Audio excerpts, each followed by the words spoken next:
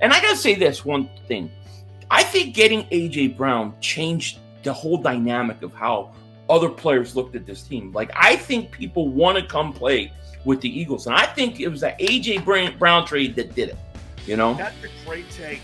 Because now, if you're a potential free agent, you're doing this now, right, Philly? Watch. What the hell's going on in Philadelphia? Yeah. What's going on in Philly? How come they're signing all these guys? How come they're one of the better teams in it? You're right. Get this. The Eagles are now a landing pad.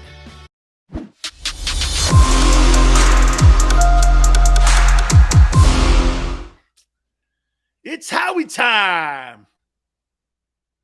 And guess what it also is? It is Philly 500 time. Hey. Oh. What on? Hey. What the hell happened? You better have your cigars ready, because we are smoking a lot of cigars this year. You know it, right? You know it. I'm gonna break the Cohibas out. Okay, look at this. Love it. I'm gonna break the Cubans. I got Cubans and the Cohibas right here. Man, I need some of them Cubans. I got this one rolled to me from Tampa. This is off the boat Cohiba. Look at that bad puppy. Yeah. This bad dog's here, and I almost lit it today because of this. Follow me here, Philly. He stays in the division. Yeah. You get him $3 million cheaper. Thank you, Dave Gettleman. He set that team up for disaster for the new GM. Had to cut him loose. I mean, now you add CB2 to a defense. Tell me what you think. And by the way, before you react, here's Howie Roseman's offseason. A.J. Brown, 4 years, $100 million. Edge rusher, Hassan Reddick, 3 years, $45 million. Cornerback, James Bradberry, added today, 1 year, Howie Roseman special, $10 million. Jordan Davis, DT, Jacoby Dean, added. These 5 men. Give me your take. Wow. I mean, Howie's making it hard to hate the guy. Like, I can't get on this guy anymore. You know what I mean?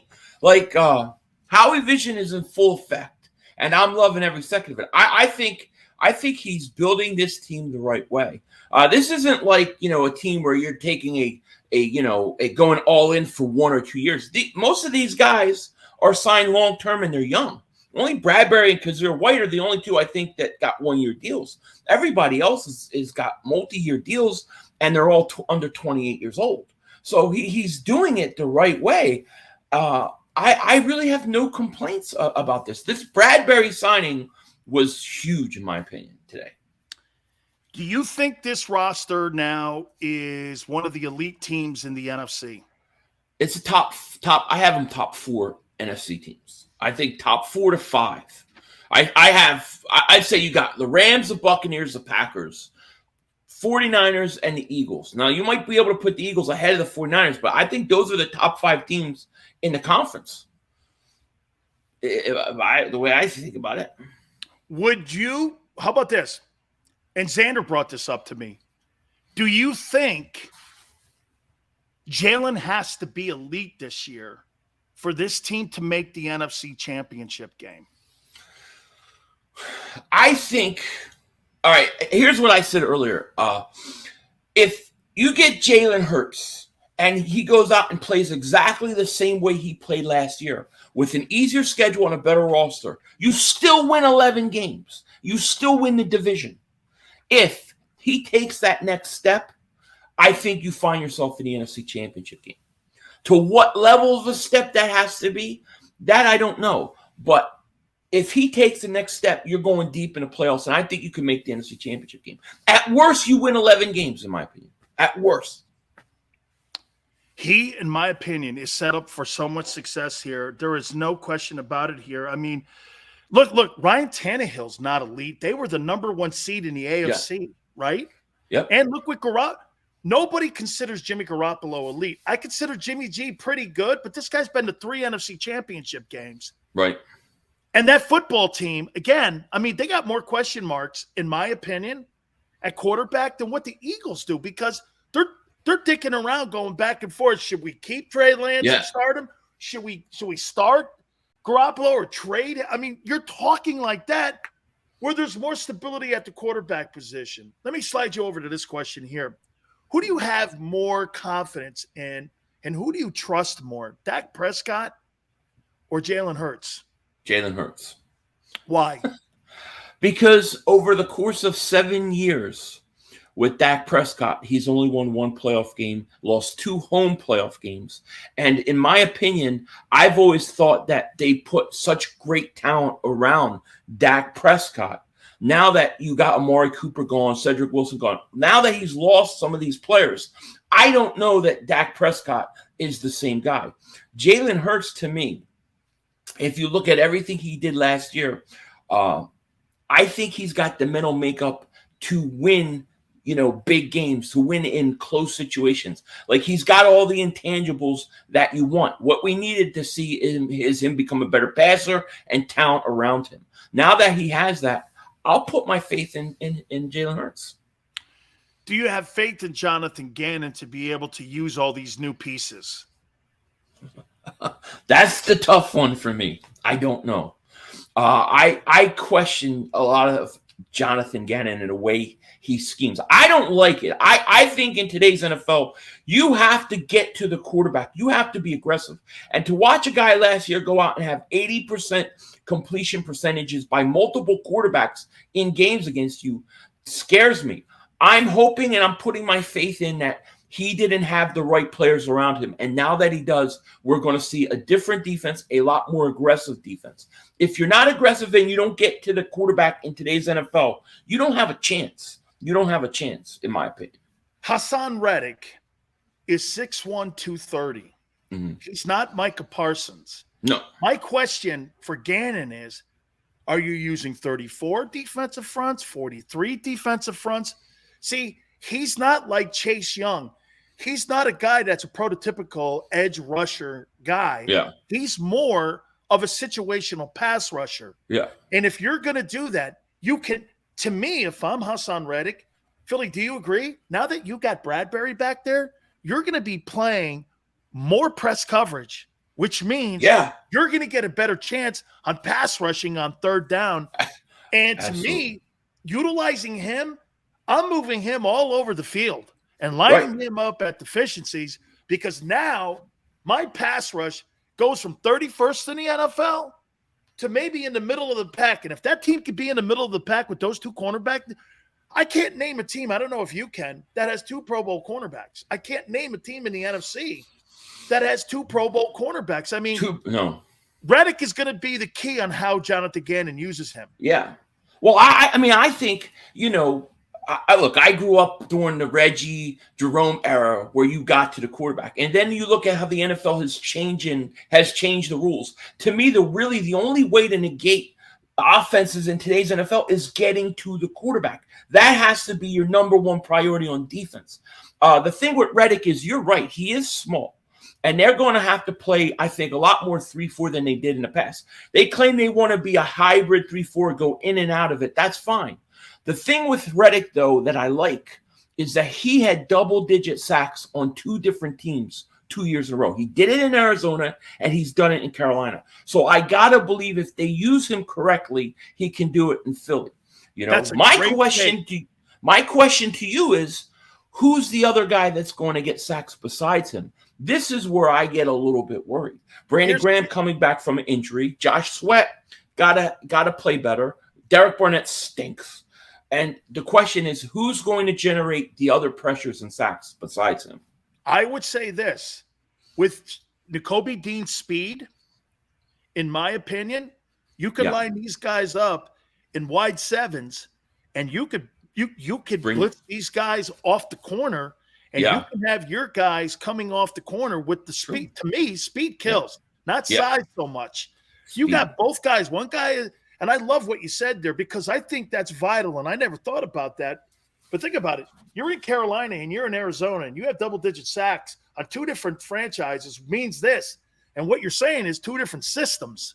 You were able to pick up 2 different systems and excel in it. There's no reason not to think that he's going to come into Philadelphia unless he's put in a poor position by the coach not to succeed here, because it is really on Gannon here. If we see Hassan Reddick, Philly, have 5 sacks, that's on the system, in my opinion. Something that Fletcher Cox talked about last year, because to me, he's had those double digits in Carolina and Arizona. Bro, that's got to be on the coordinator to really rectify that. I totally agree. Yeah, and I, Jonathan Gannon's a big question mark. He claimed that he didn't have his personnel. Well, now you've got it. So I don't want to hear any more excuses. I don't want to see Patrick Mahomes type statistics against us. Like Derek Carr was like, I think he was like 36 or 38 or somewhere. Like, yeah, I mean, you can't have that happen, and it was so frustrating watching these quarterbacks go off and then do nothing. They didn't even try to blitz. They didn't even try to do anything different. They just allowed them to get picked off. So I got to see a more aggressive Jonathan Gannon. And that's what I'm expecting this year. Is this still the 2 questions, though? With all the expectations we have here on May 18th, it's health and still the play of the quarterback. Or with the addition of all these assets, has that come down a little bit with the play of the quarterback? Because like you said, I think he has to be a tick up from a year ago. Because if Ryan Tannehill could be the number 1 seed, if Jalen Hurts is 3,800 yards and 24 touchdowns and 10 picks, I think you're in the NFC title game. I think you're right. I think 25 touchdowns plus, I think you could very well be. I mean, look, when you look at the schedule a year ago, there were teams on that schedule, Kansas City, Tampa Bay. There are teams I said there's no chance this team wins. They're not winning that game. When I look at this schedule, I say, who really scares me? I think we could go in and beat Indianapolis. I think we could beat Green Bay at home. I think we could beat pretty much any team on the schedule if they're healthy and they play up to their abilities. So you have a better roster than you did. You have an easier schedule. And we're not even talking about how much Jalen Hurts improves. If he's not any better, I still think they win a division. If he's slightly better, I think you could be in the NFC Championship game. I definitely do. Has Howie Roseman had the best offseason of any GM? Yes. George Patton has had a good one in Denver with the Broncos, okay? Yeah. And so has Andrew Berry, quite frankly, in Cleveland. Right. I think Joe Douglas has had a good one, but those weren't winning teams. This was a playoff team from a year ago, and they've added assets now. Is Howie would you consider Howie right now? I know, man. Listen, hey, I got my ass kicked on this too, dude. Seriously, man, watch this. What was that line, Xander, that somebody brought up over here? Okay, I mean, this guy now has gone from being a 0 to a hero.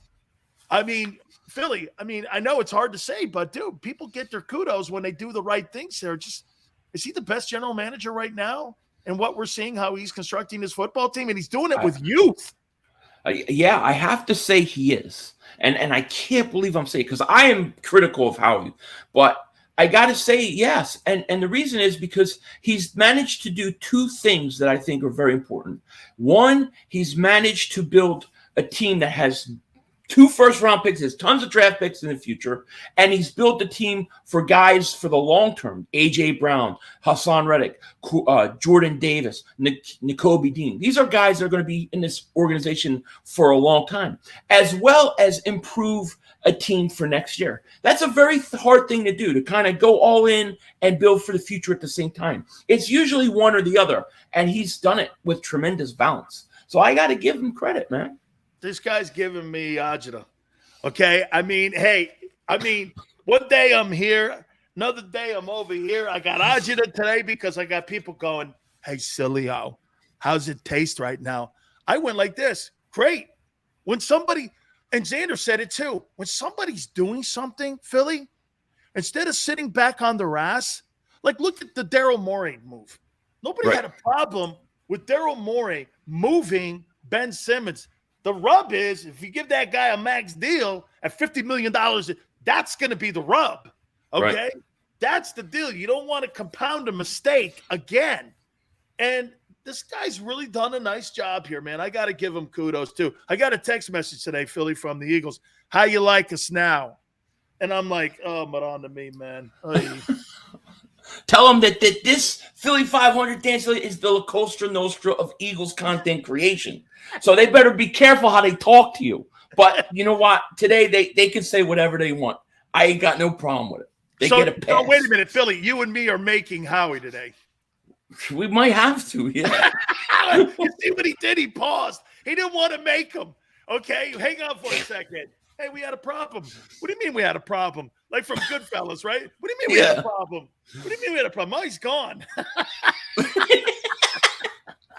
He's gone. Yeah, that thing, Billy Bass. He's gone. He's gone. Right now, it's getting to that point, man. It's getting to that point. So he's done a great job. We might have to make him. Yeah. Oh, Philly, I don't know, man. It's been a crazy offseason here, man. Hey, this is the Eagles. What happens with us, man. We're always all over the place because you never know what's going to happen. You never know. We're over here. Today we're over here. Listen. They signed Hassan Reddick. I'm dancing. I'm happy. Next thing they do is they sign Derek Barnett. I want to kill somebody. Okay, so you don't know how it's going to be.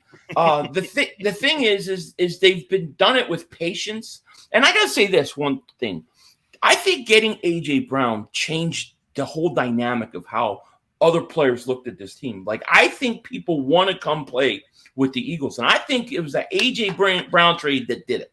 That's a great take. Because now, if you're a potential free agent, you're doing this now, right, Philly? Watch. What the hell's going on in Philadelphia? Yeah. What's going on in Philly? How come they're signing all these guys? How come they're one of the better teams in it? You're right. Get this. The Eagles are now a landing pad. Yep. Dude, I think Philly, so. Dude, I love you coming on the show, man. I appreciate it, brother. You for having me. Thank you so much, man. All right. That's my boy right there, Philly 500 there. Duck says he likes the way that the Eagle front office gives me shit. I know, dude. How do you like us now? How do you like us now, right? Dude, man. That's a great take, though. Go get Clowney. Yo, man. I want to hit on that take he said. You're making Philadelphia a destination for potential free agents to want to come and play. Wow. Hey, guys, we're going to hit on that. Please hit the like button here. Don't forget Morgan & Morgan, where the fee is free. If you're hurt or injured on the job, there is no attorney firm in America bigger or better than Morgan & Morgan. They are the #1 casualty law firm in the country. They will get you your money. For the people is not a slogan. It's who they are. It's what they do. I've known John Morgan for over 25 years, and this is a passion of his, okay? Last 30 years, they've collected over $13.5 billion for their clients. They have over 800 attorneys and offices in Philadelphia, New York, Florida, across this great country of ours, and they do battle for you. They will not be intimidated by anybody. Call them. 800-512-1600. That's 800-512-1600. The call is free. The consultation is free. 800-512-1600. Listen, open 24 hours a day, 7 days a week. They are there for you. And when you call them, tell them Big Sil sent you. After a car crash, the big insurance companies you see advertising on TV, they may try to downplay your case and might say it's only a fender bender or it's just a herniated disc. I worry that some law firms fall for this BS. Not us. We put ourselves in your shoes and ask, what would it be like to be in your pain for the rest of our lives? $1 million wouldn't be enough for me. There's only one Morgan & Morgan. ForThePeople.com.